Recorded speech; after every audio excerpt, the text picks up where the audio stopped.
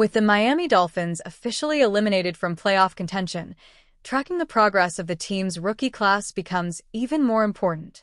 There's nothing to play for now besides pride and the future. We've been tracking the rookies' progress all season, and that continues with the team's Week 15 loss against the Pittsburgh Steelers. Ollie Gordon II and Jason Marshall Jr. did not play enough snaps to qualify for this week's report. Here's how everyone else fared. Kenneth Grant. Week 14. Slight stock up. Week 15. No movement. Kenneth Grant had a couple of nice plays in this game. He stacked some blocks and reset the line of scrimmage a few times, and he had a nice QB pressure early in the game when he drove the guard into Aaron Rodgers' lap. He struggled to anchor against a few double teams, and he got sealed inside on a couple of plays, but Pittsburgh's interior offensive line is no joke, so I'd expect him to lose some reps. Grant has shown flashes of the explosive playmaker he was at Michigan, and his play has become more consistent. That's all great, but he was the 13th overall pick. At some point, the bar needs to be raised. Jonah Savaiania. Week 14. Stock up. Week 15. Slight stock down. I struggled with how to grade Jonah Savaiania's performance. His tape was fine for most of the game. He had a couple of good run seals and held up in pass protection for the most part. He allowed just one pressure and had like 2 suboptimal run blocks through the first 55-ish minutes of the game. However, when Miami was forced to go into passing mode, the wheels came off in pass protection. Savaiania allowed 4 pressures in the final 6 minutes of action. He got compressed into the pocket a bunch by Cameron Hayward and should have given up a sack to Logan Lee, but Tua Tagovailoa escaped and found Devon Achane. This is Savaiania's first stock-down performance after about 2 months of linear improvement, and it wasn't heading that way for most of the game. There's no need to panic, but it's hard to ignore how much work he needs as a pass protector. Jordan Phillips. Week 14, no movement. Week 15, slight stock up.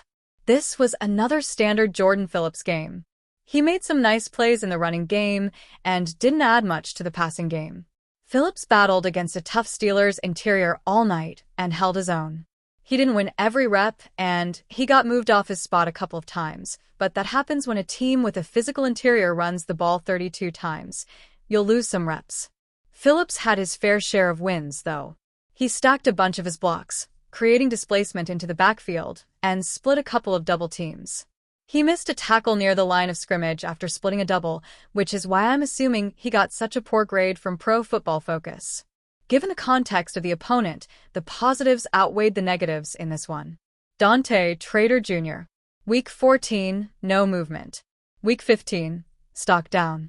Dante Trader Jr. played only 14 defensive snaps in this game, so it feels a bit harsh to bump his stock down, but his missed tackle on DK Metcalf's third-quarter touchdown was rough. He had Metcalf squared up in space and just completely whiffed as Metcalf went by him for the score.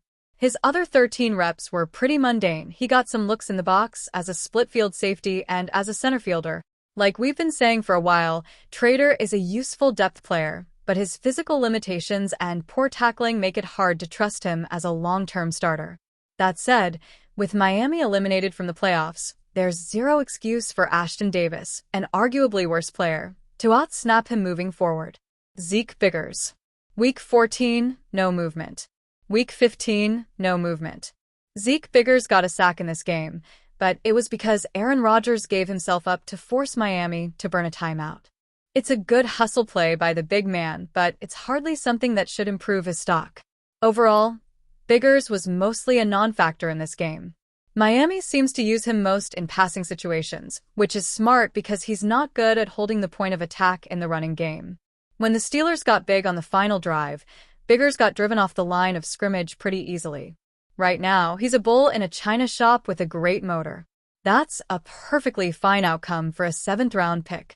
For the first time in his young NFL career, Jack Sawyer played more than half of the defensive snaps in the Pittsburgh Steelers' 28-15 victory Monday night against the Miami Dolphins.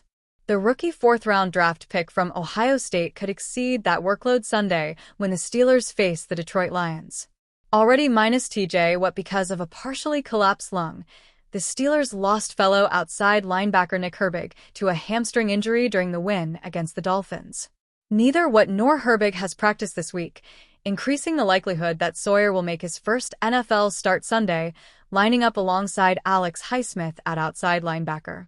Defensive coordinator Teryl Austin thinks the 23-year-old rookie will be ready for the assignment. The one thing I always liked when I watched Jack in college was when it was tough and they needed a big play, he was a guy that was around, Austin said Thursday. He's not afraid of those moments. I think he'll be able to step up and give us what we need with an expanded role this week. As recently as 2 weeks ago, when the Steelers regained sole possession of first place in the AFC North with a victory in Baltimore, Sawyer played just 3 snaps on defense while Herbig served as the top backup to Watt and Highsmith. Then, Watt had his lung accidentally penetrated during a dry needling treatment, moving up Sawyer's spot in the outside linebacker pecking order. Sawyer had 3 tackles during his season-high 28 snaps against Miami on Monday Night Football. He actually was on the field longer than Herbig, who exited early with his hamstring injury. Coming in, I was trying to work as hard as I can, get better, learn and grow as a player, Sawyer said. I'm just excited to continue that. I've got 2 great older guys in the room, and Nick Herbig has been playing great too. The timing of Sawyer's anticipated first start comes with 3 games remaining in the regular season and the Steelers, 8-6, trying to win their first division title since 2020. The Steelers can't clinch anything until Week 17, but Sawyer doesn't need to be reminded of the importance of the game this weekend. The Lions, 8-6, are fighting for an NFC playoff berth. It's awesome. It's what you live for, what you play the game for, Sawyer said. I think being later in the year, the games get heightened and there is more at stake. That is why you play this game. It's exciting and a great opportunity for us. Although he is in his first NFL season, Sawyer has experience playing meaningful games in December and January. At Ohio State, he was part of the inaugural national championship squad from a 12-team playoff. Playing in a lot of big games, especially last year, I think it definitely gets you ready to play in these games at this level, Sawyer said. Sawyer was one of 3 defensive rookies selected by the Steelers in the April draft with an eye toward improving the run defense. First-round pick Derek Harmon started 5 games on the line before suffering a knee injury. 5th-rounder Yehia Black has started 3 on the D-line, including the past 2 while Harmon has been sidelined. Now, it's Sawyer's turn to show he has value beyond being a core special teams contributor. Jack is getting better every week, defensive tackle Cameron Hayward said. For a rookie to be playing this early, Harm and Yehia have contributed a lot to our group. Jack is no different. Jack is going to have to step up this week, and we believe he can do it. Sawyer transitioned from the Ohio State defensive line to outside linebacker in the Steelers' 3-4 scheme. At 6'4", 260 pounds, Sawyer is the heaviest of the linebackers on the 53-man roster. He reminds Austin of former Steelers pass rusher Bud Dupree. Bud is a big 265-pound guy, and Jack is that way, Austin said. It helps us because it gives us a little heavier anchor on the edge. Sometimes, outside linebackers will use their quickness to move around. This guy can set down and set an edge. It's a little different in that regard. He's making the transition well. The Steelers will try to build on their defensive performance from Monday night when they held the Dolphins to 63 yards rushing. The Dolphins averaged 192 during a 4-game winning streak. The Lions possess the NFL's 5th-ranked rushing offense and averages 131.1 yards. Jahmyr Gibbs has 1,100 yards, and David Montgomery, a 2-time 1,000-yard rusher, has 635. The first thing in any defensive line room is stopping the run, and here in Pittsburgh, Pennsylvania, the standard is stopping the run, Sawyer said. It's definitely been a point of emphasis for all of us. With injuries to both Nick Herbig and TJ Watt, the Pittsburgh Steelers were due to add some help at outside linebacker. According to Matt Zenitz of CBS Sports, that help is coming via a familiar face. Zenitz reported that the Steelers are planning to sign linebacker Jeremiah Moonoff of the Carolina Panthers practice squad. In addition to Moon, the Steelers also brought in linebackers Ronnie Perkins, Isaiah Thomas, Casey Tuhill, and O'Shane Ximines in for tryouts on Wednesday.